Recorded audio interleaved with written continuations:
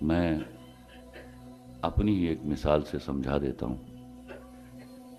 1998 میں ایک وقت ایسا برا تھا کہ میرے بچے 35-36 گھنٹوں سے بھوکے تھے۔ میں پریشان تھا اور میرے پاس 50 کا ایک نوٹ تھا، اور تاش میں گیم ہوتی ہے بینک، کچھ لوگ جو کھیلتے ہوں گے وہ جانتے ہوں گے، وہ پیسوں پر کھیلی جاتی ہے۔ وہ میں نے نئی نئی سیکھی تھی۔ پریشانی کا وہ عالم تھا کہ آپ سوچ نہیں سکتے۔ پریشانی اس لیے تھی کہ میں نے کہیں ٹی وی پر بیٹھ کے جملہ بولا تھا کہ میں دنیا کا دیانتدار ترین آدمی ہوں، لیکن میں بھوک ہتھیلی پہ رکھ کے اپنے بچوں کے سامنے کھڑا نہیں ہو سکتا۔ میں ایورنیو اسٹوڈیو چلا گیا، کمرے میں بیٹھ کے تاش کی گڈیاں ہاتھ میں لے کر خود ہی اکیلا پھینٹ رہا تھا کہ اتنے میں بڑے ہی سورما قسم کے کھلاڑی آ گئے اور میں نے تاش کھیلنا شروع کر دی۔ 50 میری جیب میں تھے۔ احترام میں وہ پیسے جمع نہیں کرتے تھے، ورنہ میری پول کھل گئی ہوتی۔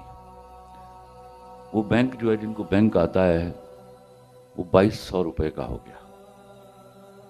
اگر میں ہارتا ہوں تو مجھے 550-600 روپیہ دینا پڑتا، جو میرے پاس نہیں تھا۔ اور میں جو سب سے نوزائیدہ بینک کھیلنے والا تھا، صرف یہ دعا کر رہا تھا کہ یا اللہ میں بینک جیت جاؤں۔ ہوا بھی وہی، دعا قبول ہو گئی اور میں بینک جیت گیا۔ میں نے رستے میں 1 کلو گوشت لیا بکرے کا، ڈالڈے کا 5 کلو کا ڈبہ لیا، ایک میں نے توڑا لیا آٹے کا، چائے کی پتی کا ڈبہ لیا، اور بچ بچا کے میرے پاس کچھ 700 سے 750 کے درمیان پیسے تھے۔ وہ لے کر میں گھر پہنچا۔ اس وقت میں 5 مرلے کے ایک پورشن میں رہتا تھا جس کا 5000 روپیہ کرایہ دیتا تھا، اور وہ دینا مشکل ہو جاتا تھا۔ تو میری بیوی نے دروازہ کھولا۔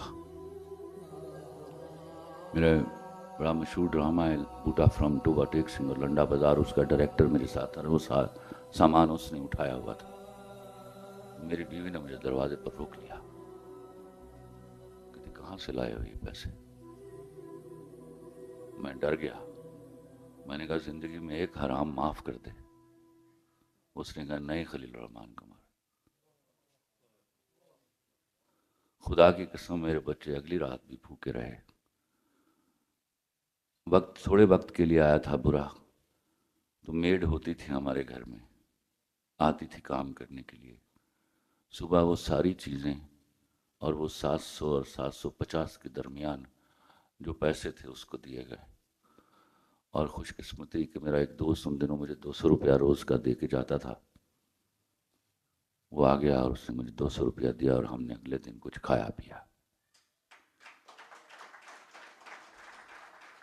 ان باتوں کو غور سے سمجھیے گا۔ شاید جہاں اللہ نے آج مجھے پہنچایا ہے، میں اس پر اتنا پرائیڈ نہیں لیتا جتنا اس دن بھوکا رہنے کا لیتا ہوں۔